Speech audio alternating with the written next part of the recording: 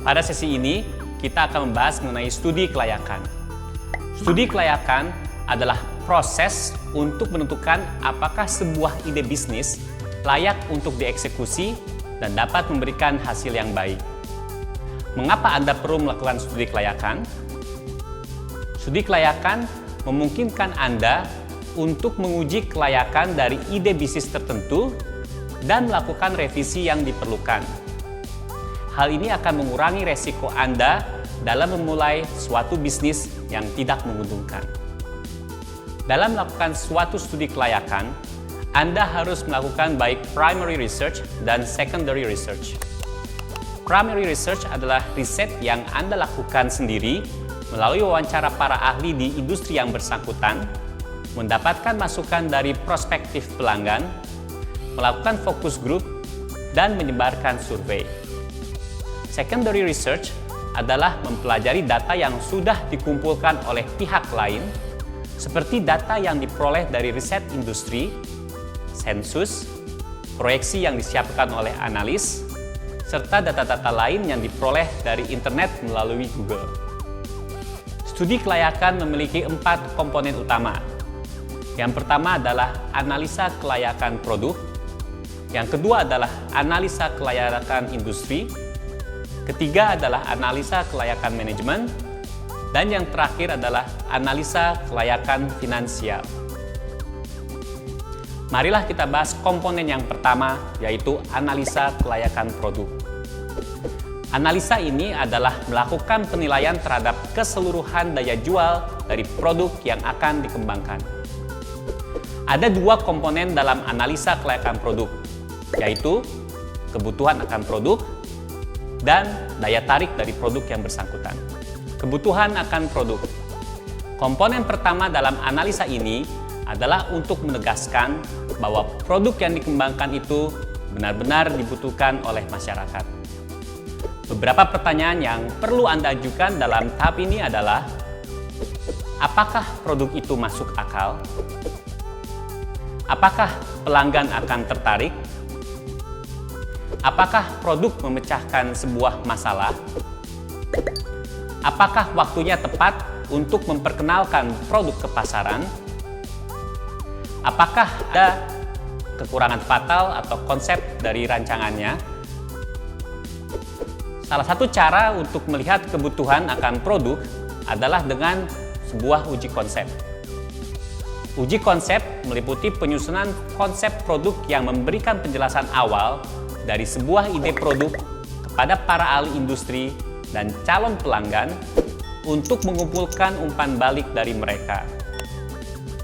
Konsep produk meliputi penjelasan mengenai produk, target pasar yang akan dituju, manfaat produk, dan perbedaan produk itu dibandingkan dengan pesaing. Konsep produk juga dapat mengikut sertakan desain atau mock-up dari produk yang ditawarkan. Permintaan produk.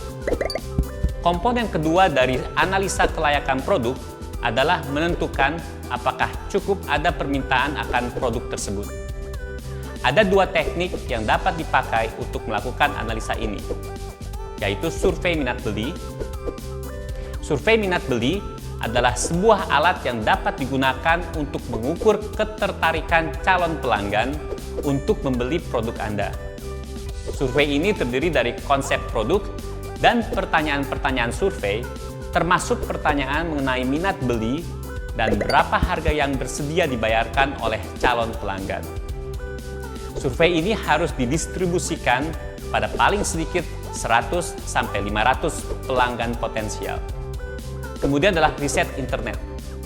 Melalui internet, Anda dapat mempelajari data yang sudah dikumpulkan oleh pihak lain, seperti data industri, sensus, dan proyeksi yang disiapkan oleh analis, untuk mendapatkan bukti bahwa memang terdapat akumulasi permintaan terhadap produk yang akan Anda tawarkan. Analisa kelayakan industri dan target pasar. Analisa kelayakan industri dan pasar adalah sebuah penilaian terhadap industri dan pasar dari produk yang akan Anda kembangkan. Ada perbedaan yang besar antara industri dan target pasar.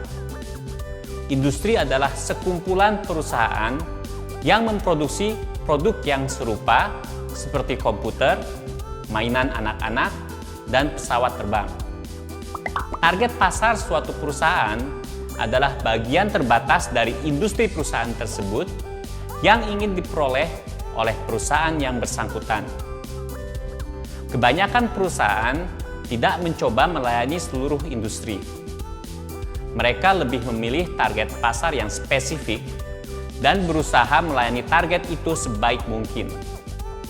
Sebagai contoh, BMW lebih menargetkan pasar pembeli mobil mewah yang berjiwa muda, bukan semua pembeli mobil mewah. Ada dua komponen dalam analisa kelayakan industri dan target pasar, yaitu daya tarik industri dan daya tarik target pasar.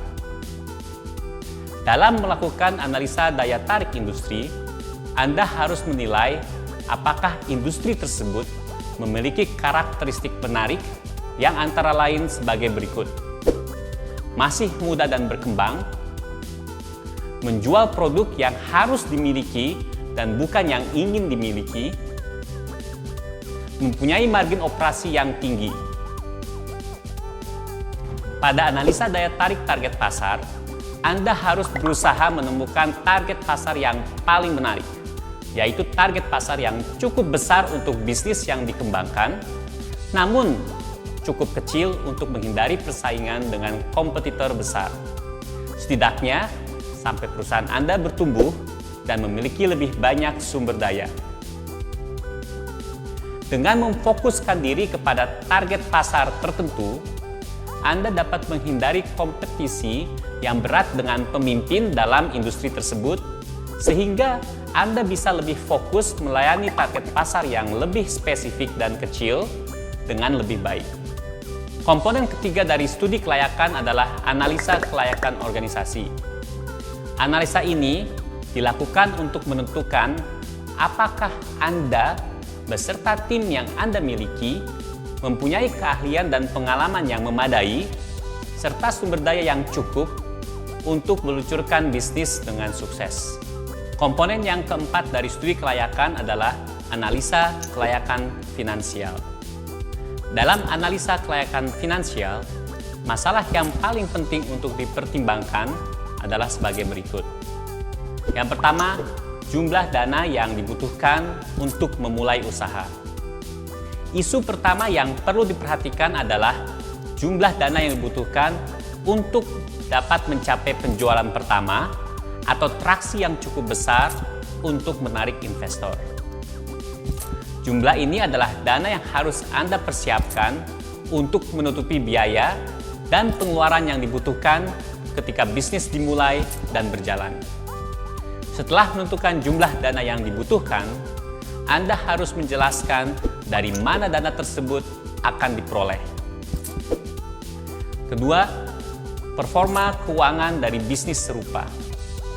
Komponen kedua dari analisa keuangan ini adalah memperkirakan kinerja keuangan dari bisnis yang akan dikembangkan dengan mengacu kepada kinerja keuangan dari bisnis serupa yang sudah mapan. Data keuangan bisnis serupa, terutama data perusahaan publik, dapat diperoleh melalui riset di internet. Jika informasi di internet tidak tersedia, Anda dapat memperoleh data ini melalui observasi singkat dan bepergian mencari informasi. Sebagai contoh, jika Anda berencana membuka sebuah toko minuman baru, Anda dapat memperkirakan penjualan dan jumlah pembeli dengan mengunjungi toko serupa, lalu menghitung jumlah pembeli yang datang dan pergi selama beberapa hari.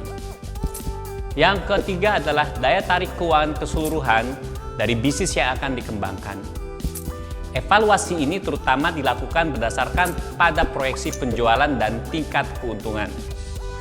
Estimasi yang lebih tepat dapat dihitung dengan menyiapkan laporan keuangan seperti laporan arus kas, laporan laba rugi, dan laporan neraca untuk 1-3 tahun ke depan. Jika Anda mendapatkan hasil yang baik pada keempat komponen studi kelayakan di atas, maka Anda dapat mengeksekusi ide usaha Anda. Tetapi, Jika salah satu dari komponen tersebut memberikan hasil yang buruk, maka Anda sebaiknya memperbaiki ide bisnis Anda atau mengurungkan niat Anda untuk melakukan usaha.